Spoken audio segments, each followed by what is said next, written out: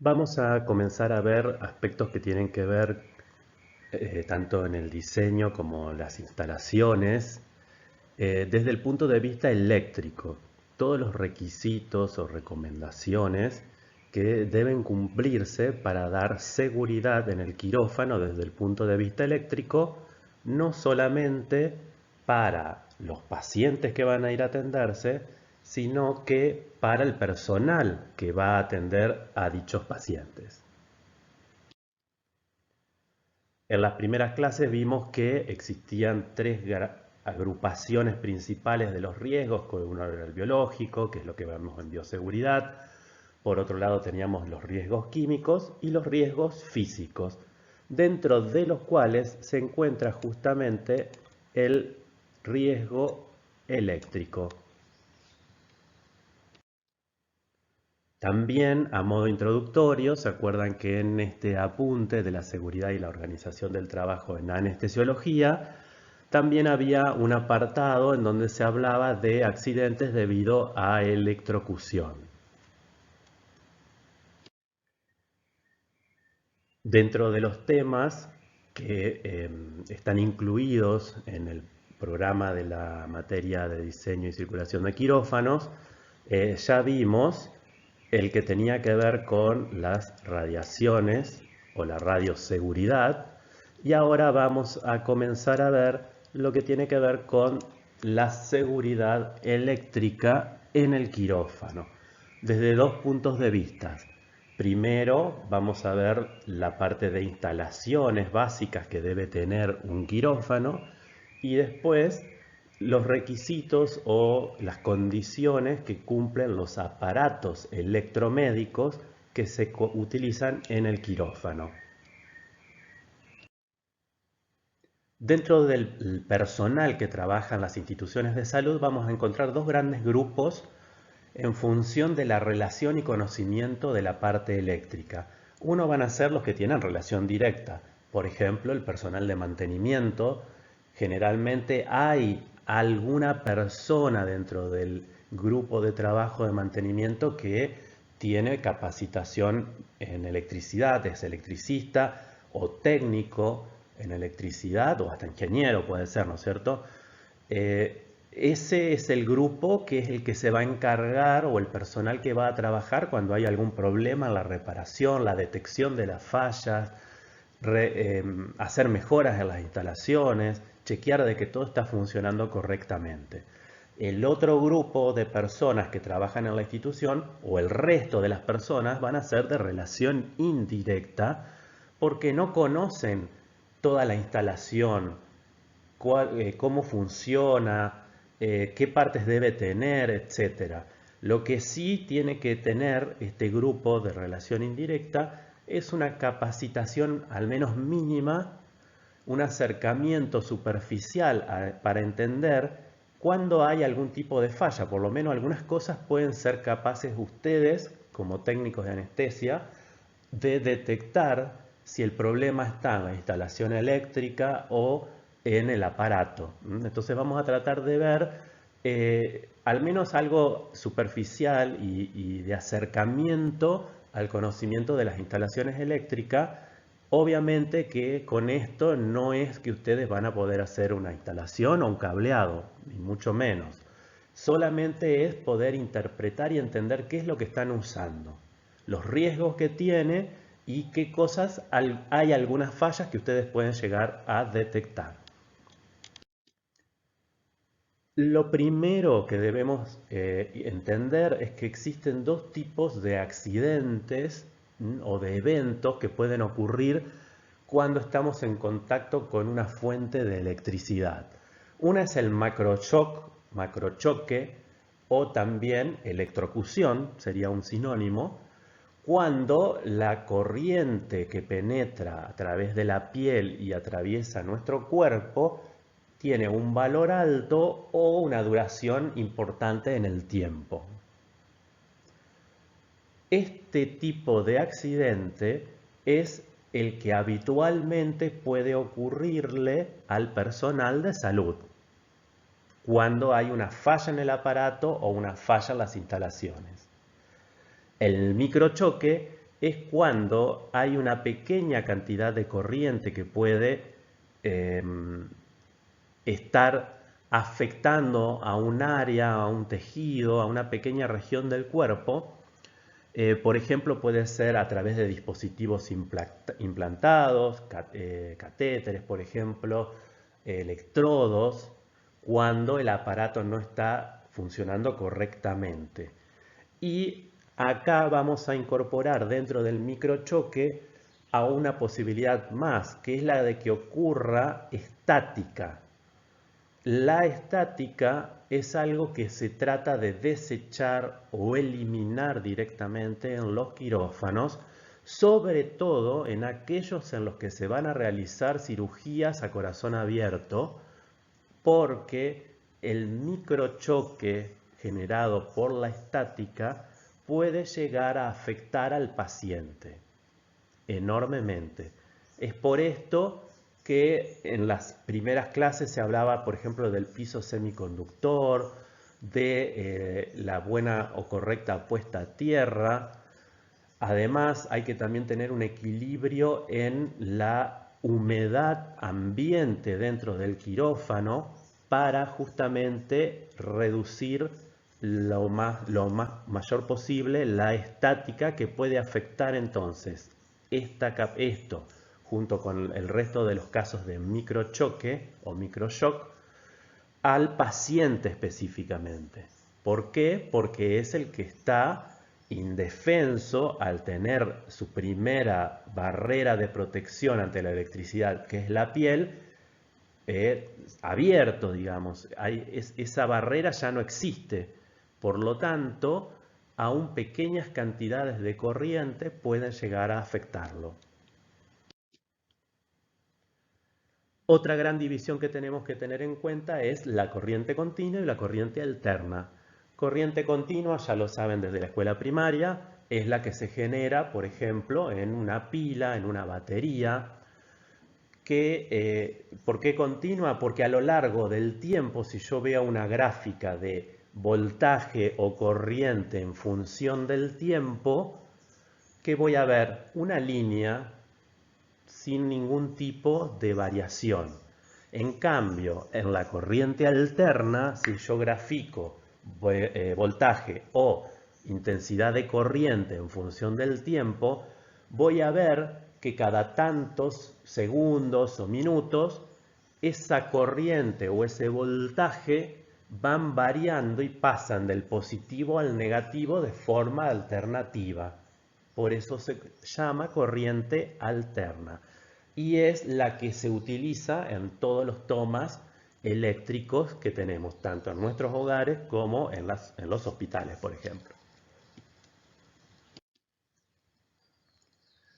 ¿Qué relación tienen las distintas variables relacionadas con la electricidad? Bueno, están relacionadas a través de lo que se conoce como la ley de Ohm, que ustedes ya la vieron, que es la intensidad de corriente que se mide en amperes o miliamperes y va a ser igual al voltaje dividido la resistencia. El voltaje se mide en voltios o milivoltios y la resistencia en ohms. Hay una cuarta variable, referida a la electricidad que no aparece en la ley de Ohm directamente, pero que es importante, que es la frecuencia. Es decir, cuántas veces por segundo está pasando de ser positiva a negativa esa corriente alterna, por ejemplo. En gran parte de los países anglosajones, esa frecuencia de la alimentación eléctrica es 60 Hz. Hz es la unidad en la que se mide la frecuencia, que quiere decir un cambio por segundo o una variación por segundo. En el caso de nuestro país es de 50 Hz, es decir, en los países anglosajones la corriente varía de positivo a negativo 60 veces en un segundo y en nuestro país 50 veces en un segundo. Nosotros habitualmente vamos a hablar de que estamos en baja tensión cuando hablamos de corrientes alternas, que es la que vamos a utilizar en los tomas de alimentación eléctrica.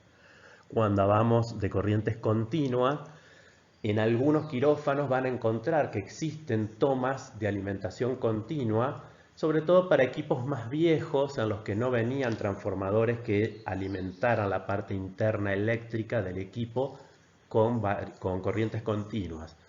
Entonces esos equipos bastante viejos todavía necesitan alimentación continua y por eso en algunos quirófanos todavía lo encuentran. Pero ya está, es algo casi en desuso. Si la corriente alterna, y como dijimos, si está entre los 50 y los 1000 voltios, la alimentación eléctrica en nuestro país es de 220 voltios, o sea, está dentro de este rango, es baja tensión. Las corrientes alternas de alta tensión son las que se van a ver en las torres de alimentación eléctrica y en los transformadores de alimentación eléctrica que se encuentran, por ejemplo, en distintos barrios, en donde viene la alimentación de alta tensión y ahí se adapta y se baja a los valores que van a alimentar los hogares, por ejemplo.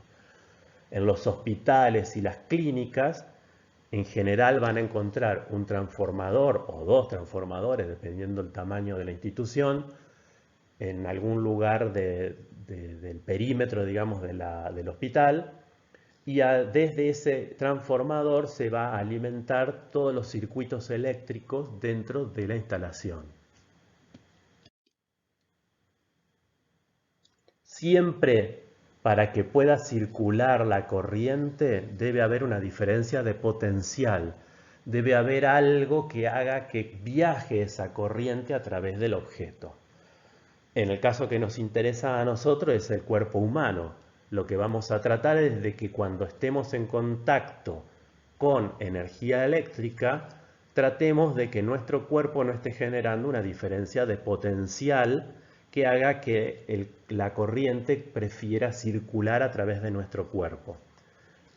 Para que haya un efecto de salud, digamos, negativo en el organismo, tienen que darse dos cosas: que esa corriente tenga un valor importante y, por otro lado, que el tiempo de contacto también sea largo.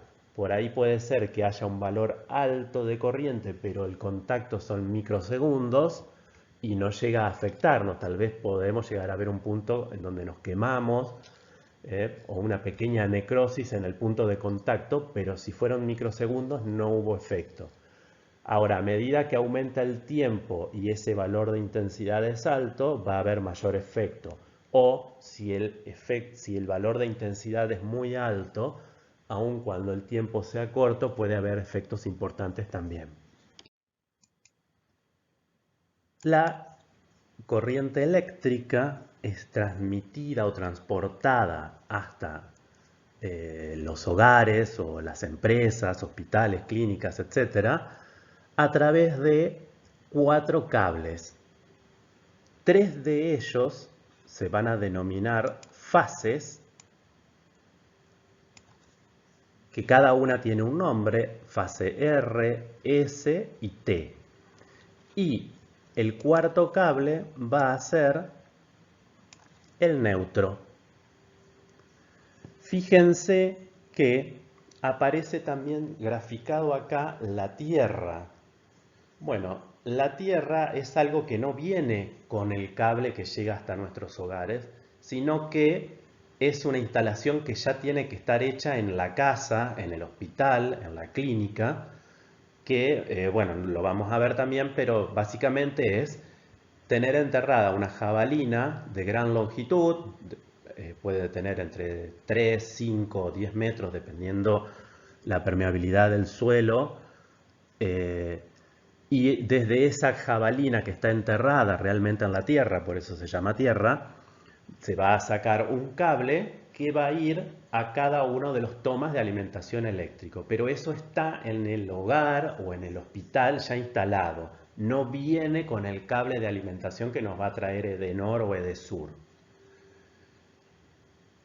La otra pregunta que les puede surgir a ustedes es cómo, si son 4 cables, ¿por qué tengo 3 patitas nada más en el toma? Bueno, nosotros en la instalación eléctrica de los hogares y de los hospitales es habitual que utilicemos la instalación monofásica, es decir, estamos usando solamente una de estas fases, cualquiera de las tres, la R, la S o la T, pero una sola. Entonces vamos a tener, visto el toma de frente, que una de las patitas laterales superiores va a ser una de estas cualquiera tres fases, una de estas tres fases, y el otro va a ser el neutro. Por eso decimos que la instalación nuestra habitualmente es monofásica, pues estoy usando una fase con el neutro. O también le llaman bipolar. ¿Por qué? Porque tiene dos extremos o dos polaridades. La tercer patita que vemos en la parte inferior de los tomas es la tierra, que es un cable que viene ya de la instalación que nosotros hicimos previamente. Bueno, no nos desviemos del tema, sino que estábamos hablando de cómo llegaba la alimentación eléctrica y los casos de peligro al tocar estos cables. Bueno, como ven en este gráfico, el más suave de los accidentes que podríamos tener es el caso C, en donde una persona esté tocando con un dedo, con un cable o algo, el neutro, y por el otro lado esté tocando la tierra o esté pisando la tierra directamente. En ese caso, si la instalación no tiene ninguna falla, no debería circular prácticamente corriente o un valor muy pero muy chiquitito. Debe ser lo más cercano a cero posible, si la instalación está funcionando correctamente. Los demás casos que vemos, el A, B y el D, todos presentan riesgo. Vamos al caso A. Esta persona está tocando una de las fases, está tocando con una mano una de las fases y con la otra mano otra fase. En ese caso está teniendo una diferencia de voltaje que está atravesando su cuerpo de 380 voltios.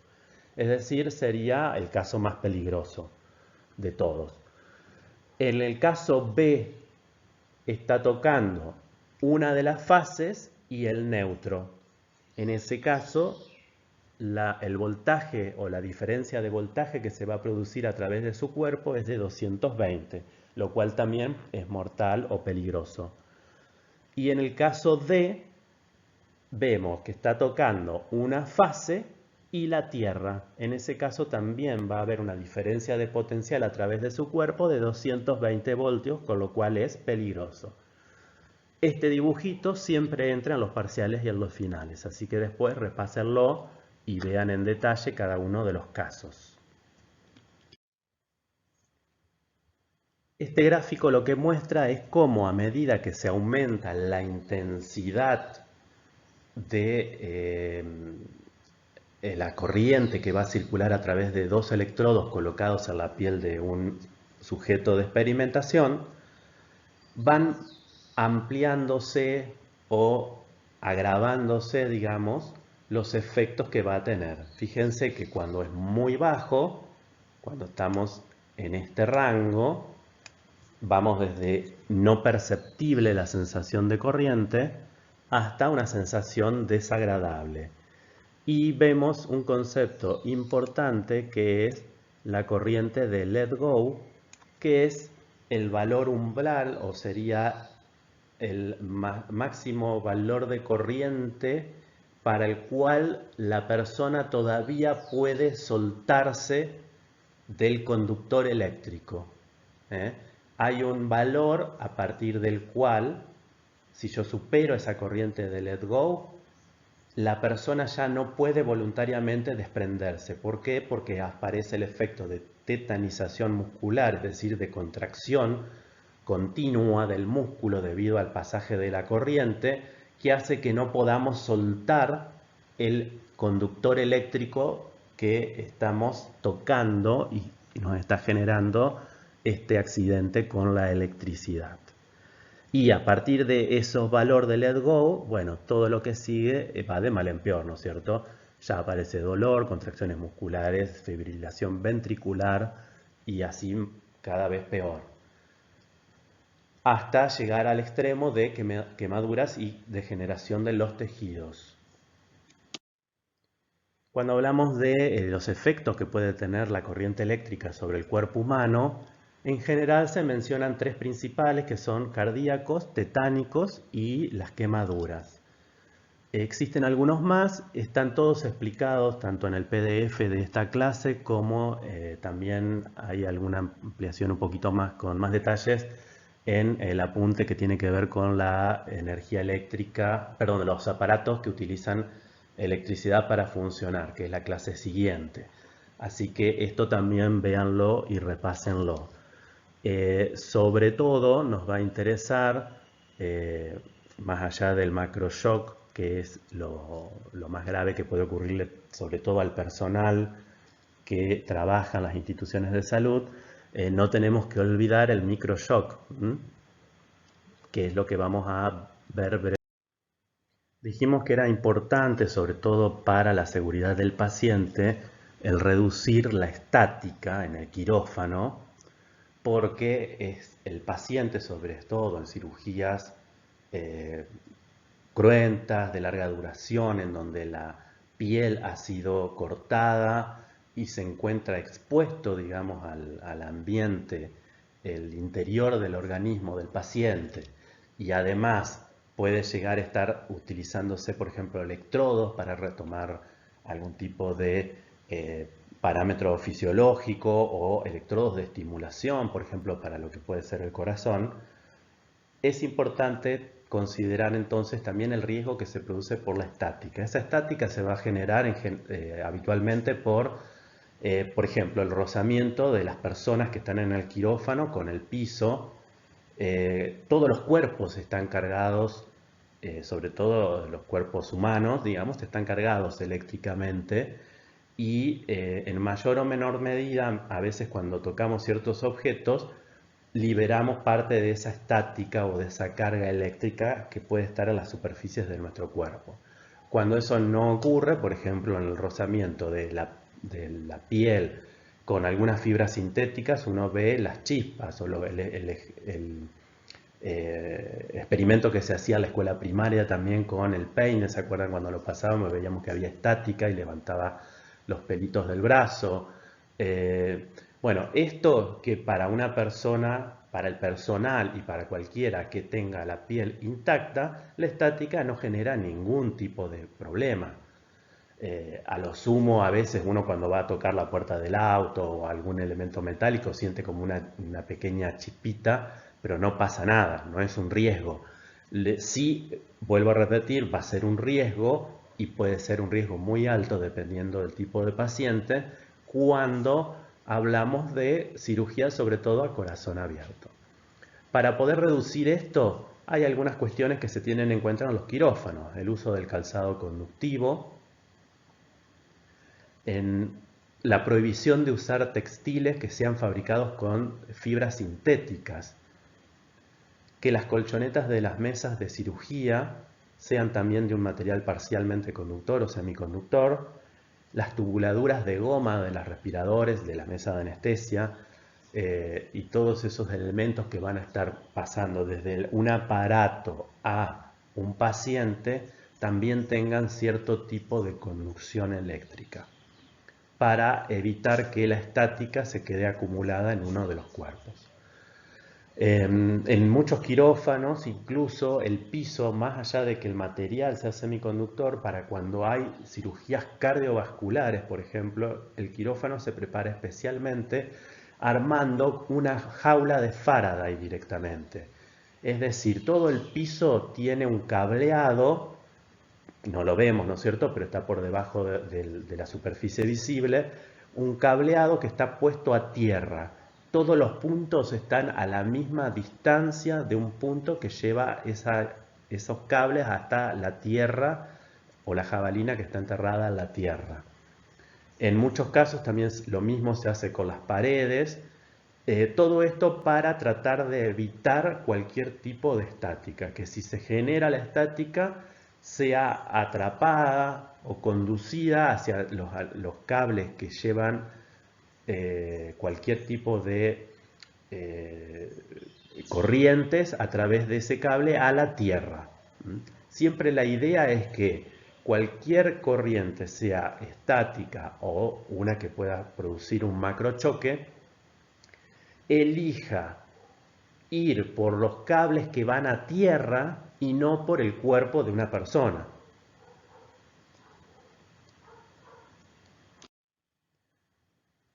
Debemos mencionar también otro riesgo que puede ocurrir por la aparición de chispas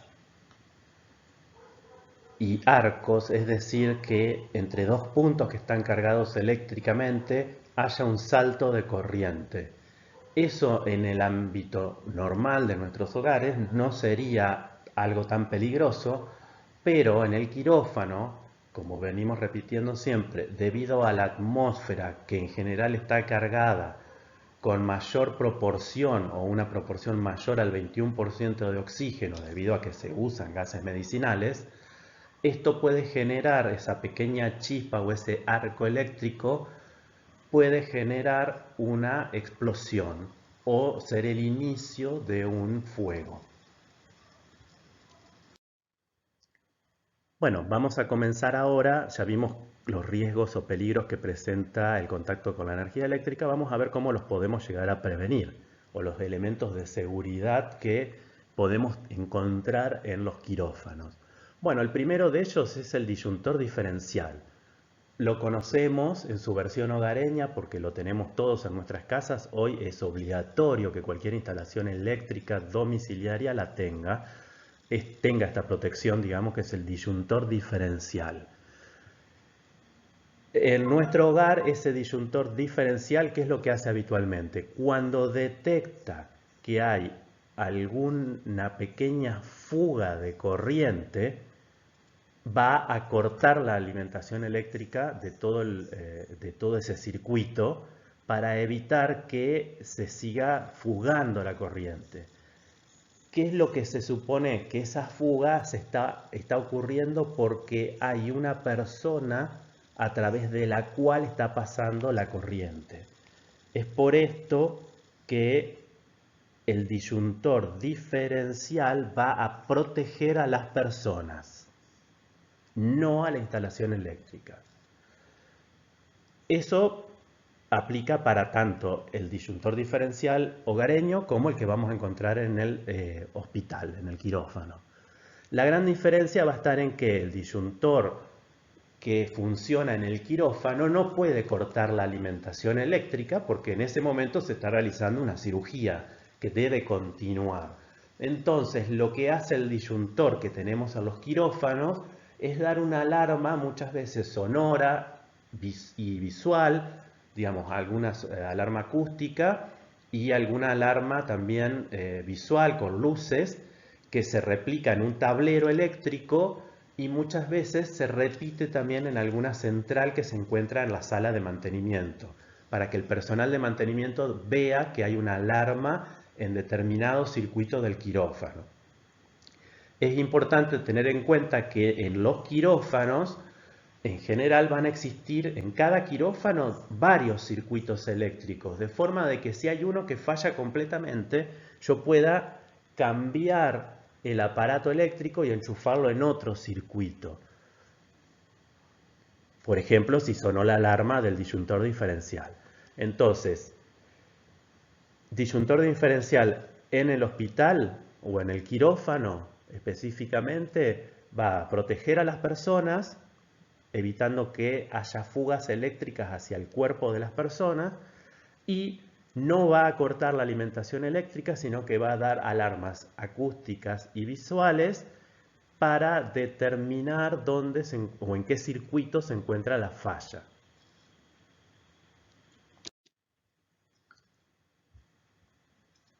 En general, todos los disyuntores diferenciales, tanto hogareños como el que se encuentra en el quirófano, tiene la posibilidad de calibrarle en cuántos milisegundos queremos que corte o dé la alarma. Si esa fuga dura menos que ese umbral de tiempo que nosotros le programamos, no va a dar nunca una falla. Ahora, si la fuga dura, por ejemplo, como en este gráfico, más de 30 milisegundos, bueno, a partir de ahí va a dar el corte en el hogar o alarmas sonoras y visuales en el quirófano. El otro elemento de protección es el interruptor termomagnético. Este dispositivo es lo que antes nosotros decíamos los tapones o los fusibles. Hoy son unas llaves termomagnéticas y en el quirófano van a cumplir la misma función que en nuestro hogar, que es la de proteger de sobrecargas o cortocircuitos a la instalación eléctrica. Cada vez que hay un aumento de corriente o de aumento de la circulación de la corriente en un conductor, este aumenta la temperatura. Entonces, lo que hace el interruptor termomagnético es justamente detectar esas sobrecargas o esos aumentos de corriente eléctricas y en el hogar corta, en el hospital o en el quirófano sobre todo, que es lo que va a hacer también dar una alarma para avisar, digamos, que un determinado circuito está fallando. Otro elemento de seguridad eléctrica importante es la puesta a tierra.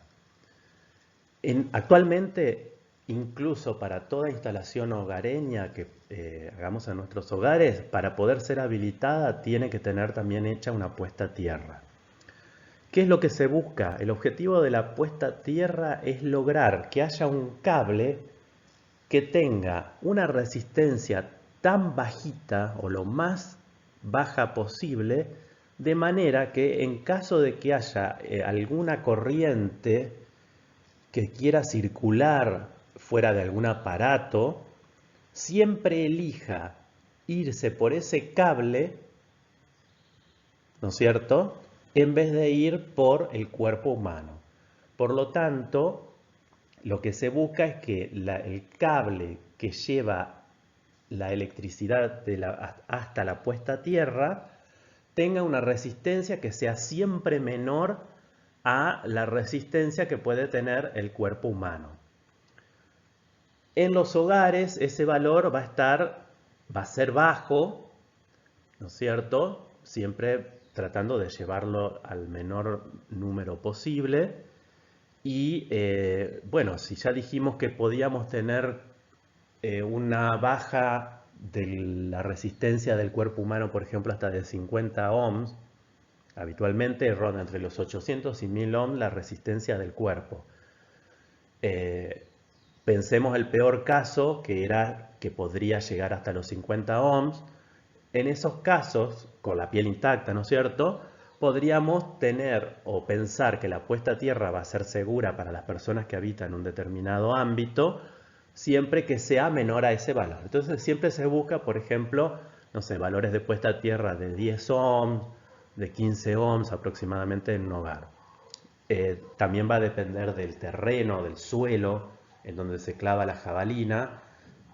A veces los suelos que permiten drenar mejor la corriente, con una instalación básica se logran valores muy bajos de resistencia de puesta a tierra.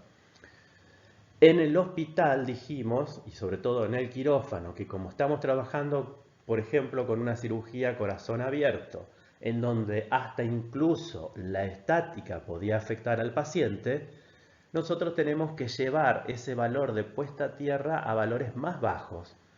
En general se va a buscar entre 3 y 6 ohms el valor de resistencia de puesta a tierra en los quirófanos.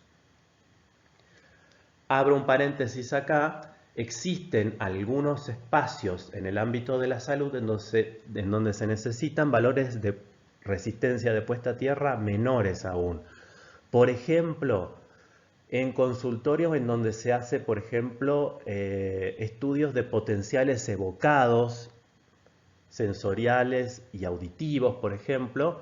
¿Por qué? Porque son equipos que toman señales biológicas del cuerpo que tienen valores muy chiquititos de valores de corriente, estamos hablando de los microamperes.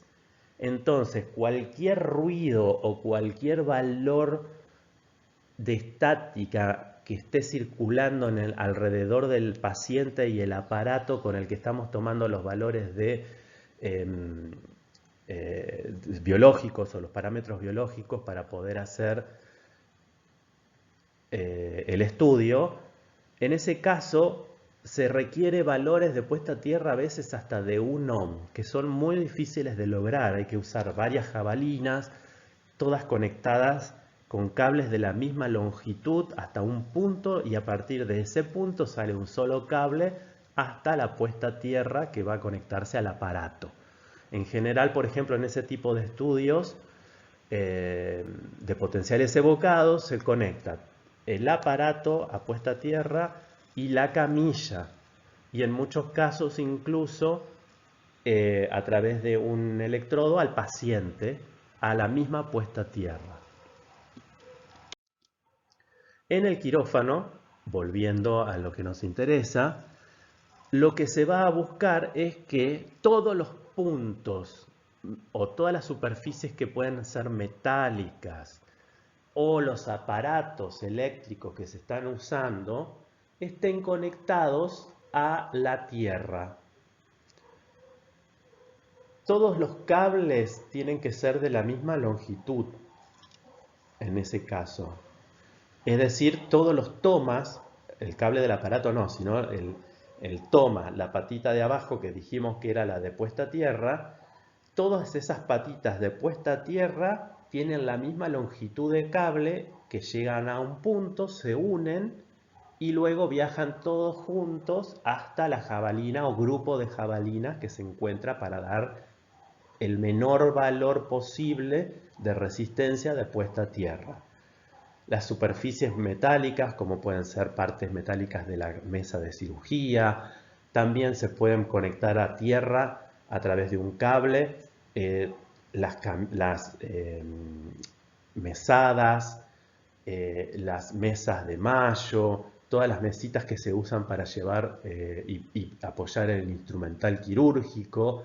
Y por ejemplo, como se ven acá, monitores de multiparamétricos, los respiradores, monitores de presión, bueno, todo lo que pueda conectarse al paciente también debería estar conectado a la puesta a tierra.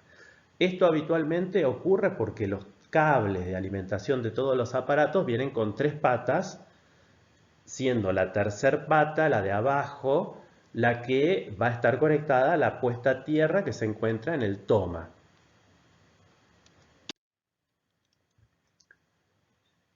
Otro elemento de protección personal que no existe habitualmente en los domicilios, pero sí es obligatorio en el quirófano, es el transformador de aislación. ¿Qué es lo que hace? Separa la alimentación que está suministrando la empresa de energía, por ejemplo Edenor o Edesur, y la aísla de cómo va a llegar a el interior de la instalación eléctrica.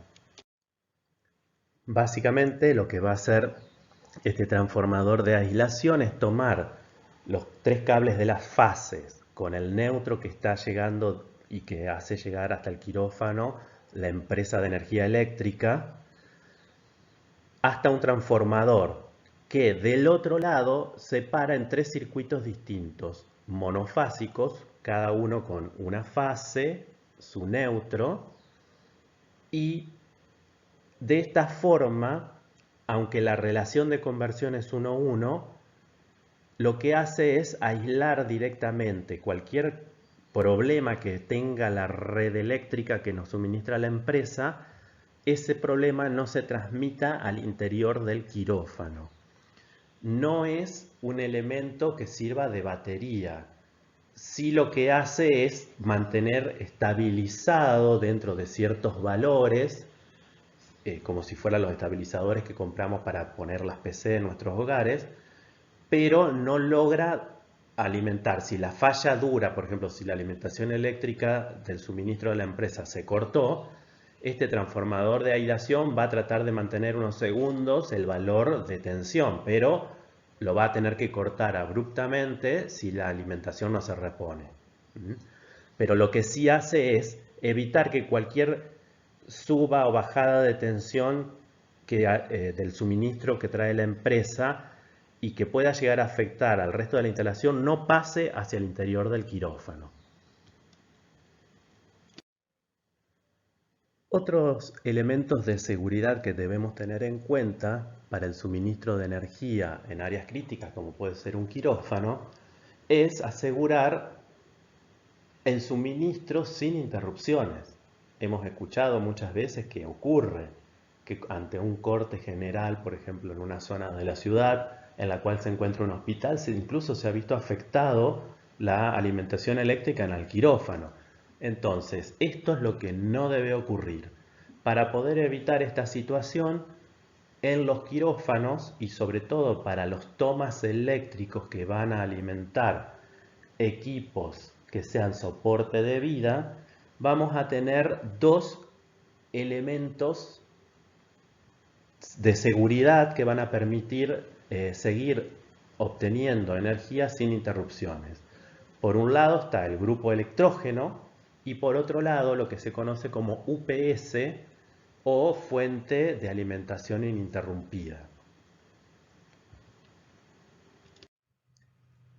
Vamos a comenzar hablando entonces de la UPS, que es un poco menos conocido que el grupo electrógeno.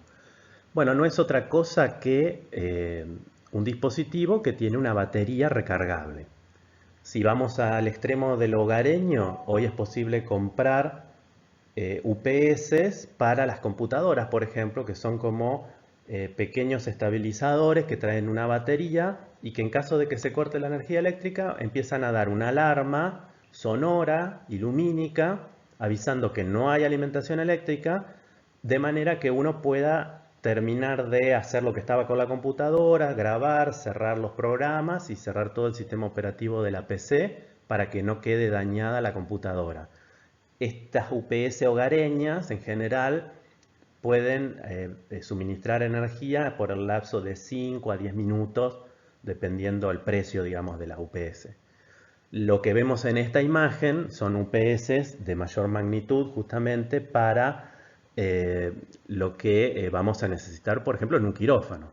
Fíjense que acá estamos viendo una torre de UPS en donde encontramos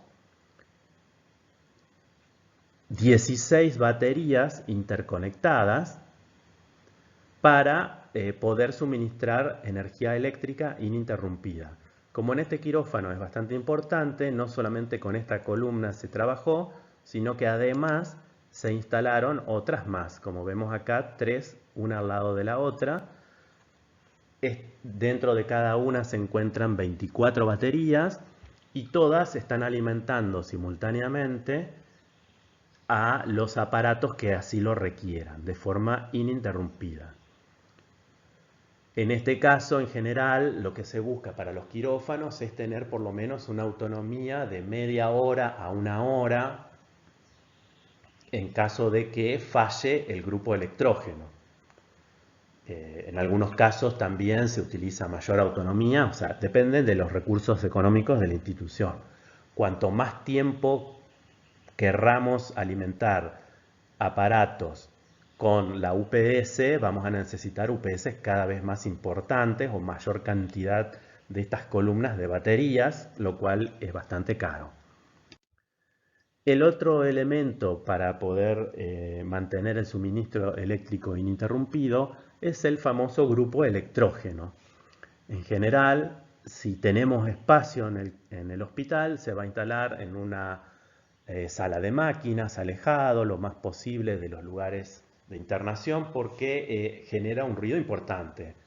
No es otra cosa que un motor que utiliza combustible líquido para funcionar y generar energía eléctrica de suministro, de soporte cuando hay corte en la alimentación brindada por la empresa. Ese ruido además puede generar vibraciones importantes, por eso lo ideal es en la planta baja y separado del resto del edificio para que tanto el ruido como las vibraciones no afecten a la estructura del edificio. Fíjense que en algunos casos no es posible y como vemos en esta imagen, este sanatorio lo que hizo fue instalarlo en la terraza del último piso. Por lo tanto, el ruido y las vibraciones se iban a transmitir a los pisos inferiores y además la vibración podría llegar a afectar la estructura de edilicia, digamos, rasgar, por ejemplo, paredes, etc. Para evitar eso, lo que se hace es montar el grupo electrógeno sobre un sistema de resortes que van a absorber, digamos, las vibraciones que se generan por el funcionamiento y el arranque del motor. En este diagrama se muestra cómo podrían llegar a estar conectadas estas tres partes. Por un lado, la alimentación suministrada por la empresa de energía eléctrica, que sería esto que vemos acá. Por otro lado, el grupo electrógeno y la UPS.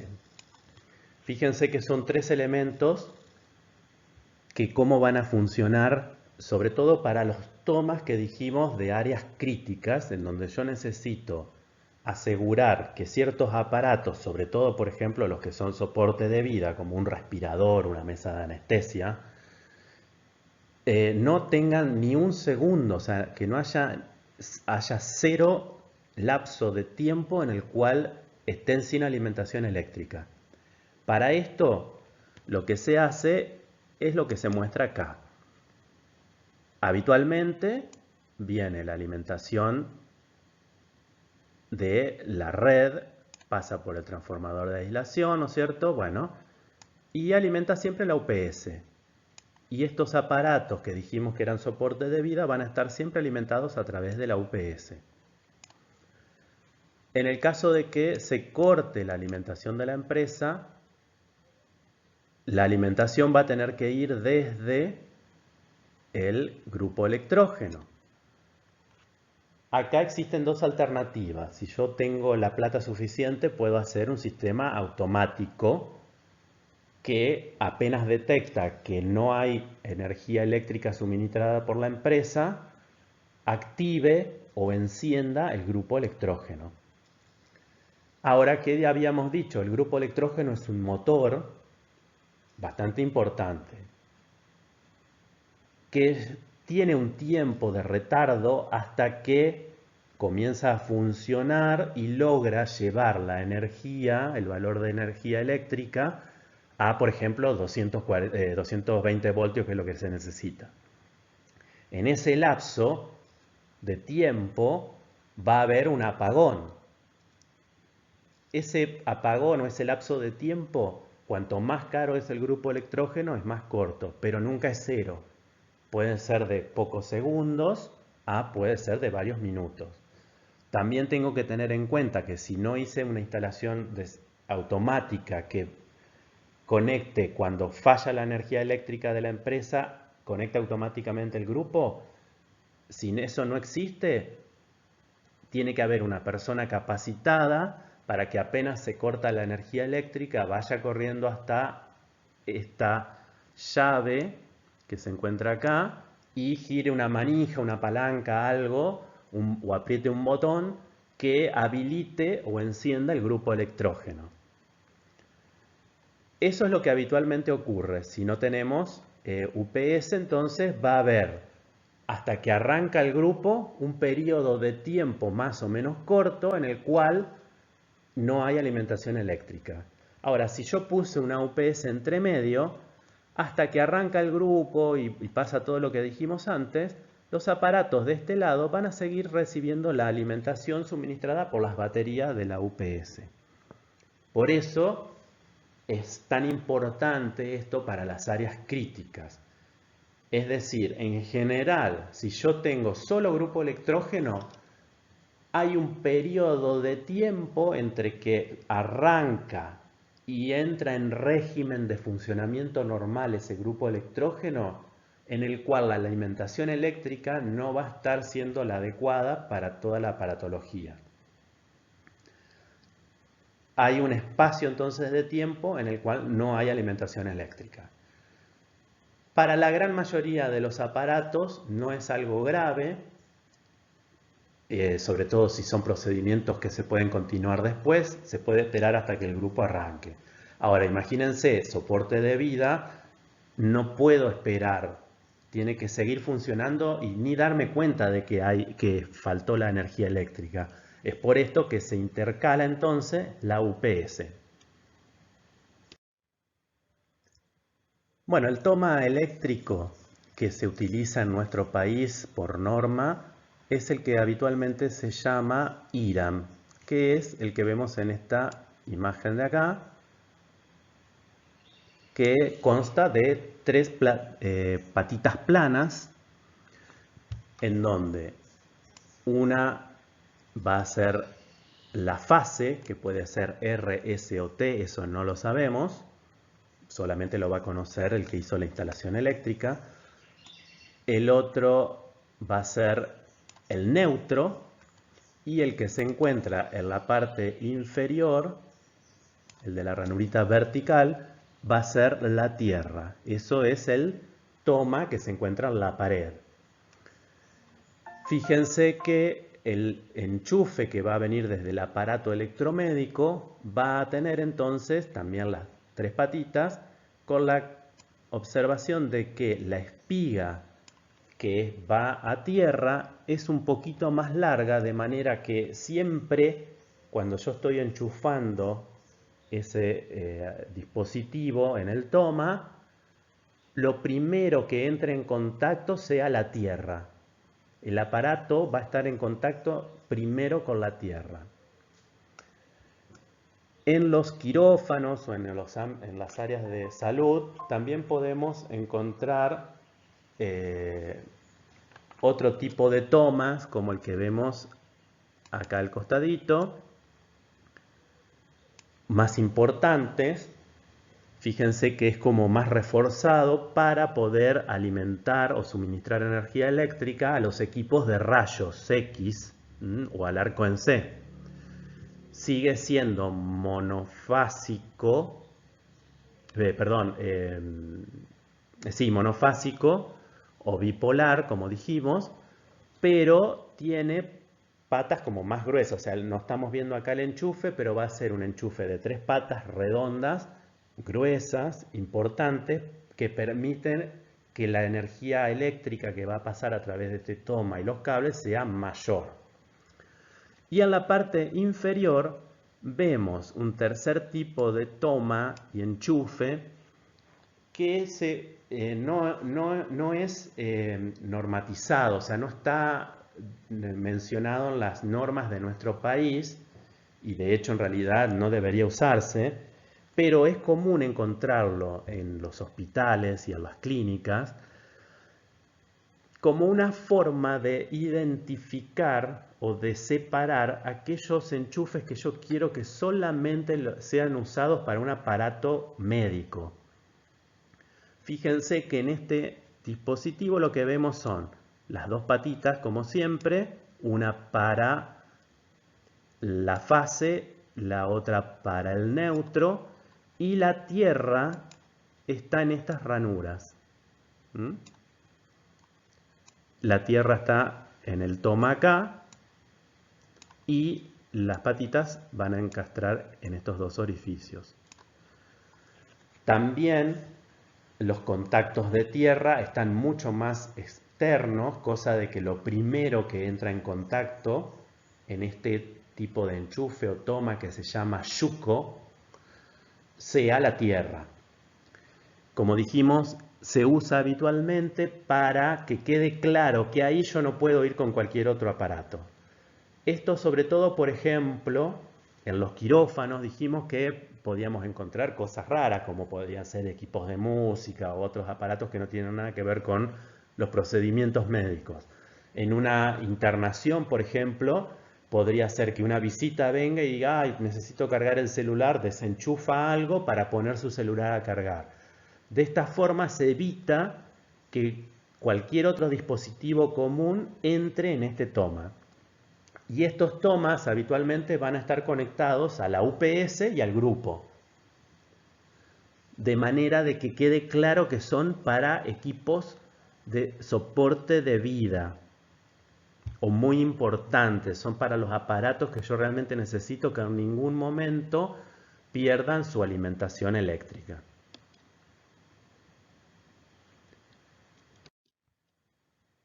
Bueno, ¿qué trabajo pueden hacer ustedes como técnicos en anestesia? Bueno, reclamar el reemplazo de cables que estén deteriorados. Cuando mueven un aparato, no tirar de los cables, es decir, siempre desenchufarlos del toma, enroscar ese cable y después mover el aparato. Es muy común que la gente se olvide que el aparato está enchufado y mueve, por ejemplo, la mesa de anestesia y tironea todo y se corta el cable o se queda pelado, se rompe el toma. Y otra cosa que es importantísima, tanto para nuestros hogares como para el quirófano sobre todo, es no usar zapatillas para poder conectar muchos aparatos en un solo enchufe. Esto puede sobrecargar o recargar el consumo en un toma y generar una falla eléctrica que afecte a todo el quirófano. Acá vemos en esta imagen cómo es el interior de un tablero eléctrico. Y fíjense que lo importante es que tenga alguna señalética que indique cuidado o peligro y que la tapa esté siempre cerrada. Lo digo porque en muchos lugares uno entra al pasillo principal de los quirófanos y se encuentra que generalmente están rotas las trabitas y estas tapas de tableros están abiertas y todo el tiempo está alguien pasando y las empuja para que se cierre y no cierran. Esto puede ser muy peligroso porque quedan expuestos todos estos cableados en los que podemos tener contacto directo con las fases y poder tener un macro shock. Bueno, como siempre, vamos a tener en cuenta cuál es la señalética o el símbolo internacional para indicar que hay peligro eléctrico, y esto debe estar pegado siempre en la cara exterior de las puertas de los tableros eléctricos o columnas de electricidad, o siempre donde haya por detrás cables o conductores eléctricos, se debe usar este símbolo como forma de protección o advertencia para que las personas no entren en contacto con la electricidad de forma directa. En nuestro país existe una reglamentación específica de instalaciones eléctricas para todos los locales de uso médico. Esto incluye para consultorios, distintos tipos de consultorios, quirófanos, bueno, todos los distintos lugares que conforman un área de salud, tanto sea hospital o clínica. Existe una reglamentación en donde se explica cómo deben hacerse todas las instalaciones eléctricas. Además, existe una norma internacional, que es la norma IEC 60601, que es de seguridad eléctrica para aparatos médicos. En nuestro país esta norma fue bajada a la Argentina por el IRAM a través del número 4220. Ahí se mencionan generalidades para todos los aparatos médicos y en el capítulo 13 justamente se habla de las mesas o máquinas de anestesia, explicándose todos los requisitos de seguridad eléctrica que deben cumplir las mesas o máquinas de anestesia.